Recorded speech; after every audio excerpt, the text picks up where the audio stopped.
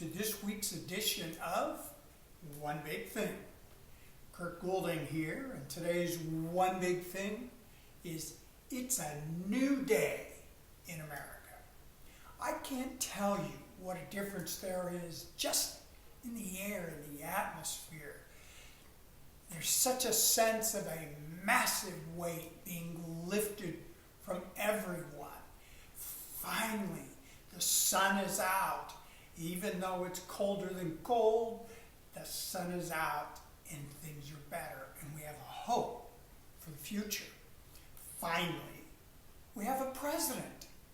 Joe Biden hadn't been running the country the last 4 years.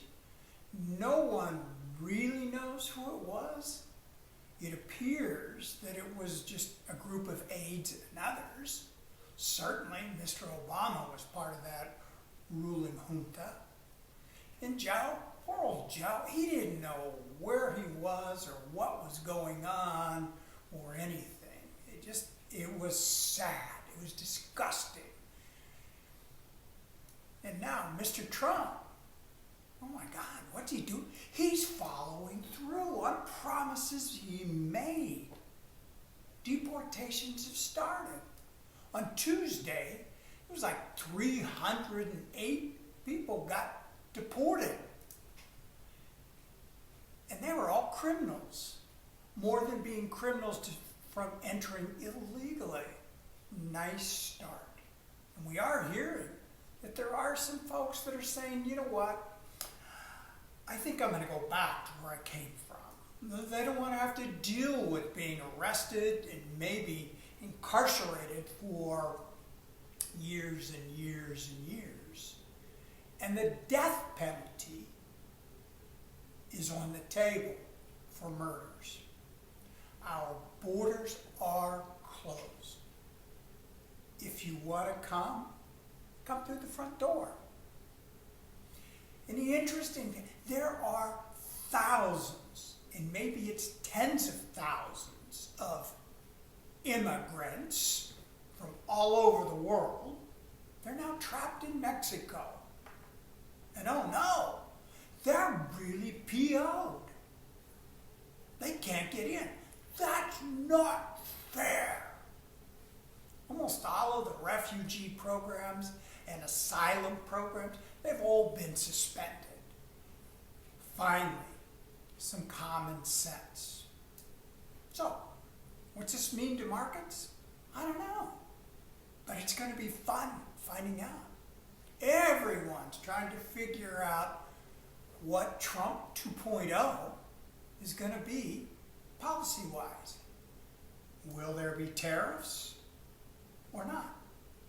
How big? When? Man, this is classic art of the deal. Trump has everyone guessing. And you gotta remember, he's not a politician. He's a business guy. Everything is transactional. He's not afraid to change. If something's not working or isn't right, let's change it. This time, he's assembling an excellent group of savvy folks as cabinet and advisors. They aren't the same old political swamp rats and hacks that are recycled every 4 years. And the Dems, they're wetting their pants over this. And then there's another thing, and this is really big, I think, is this whole DOGE, the Department of Government Efficiency. These advisors, and it's headed up by Elon Musk, they're looking to cut $2 trillion in spending out of a $7 trillion budget. Really shouldn't be that hard given the amount of corruption and BS that goes on inside these different agencies. And the whole budgeting process has to be redone. And I think the whole renewable fuels program is at risk. It's so heavily subsidized. Without the subsidies, they can't compete.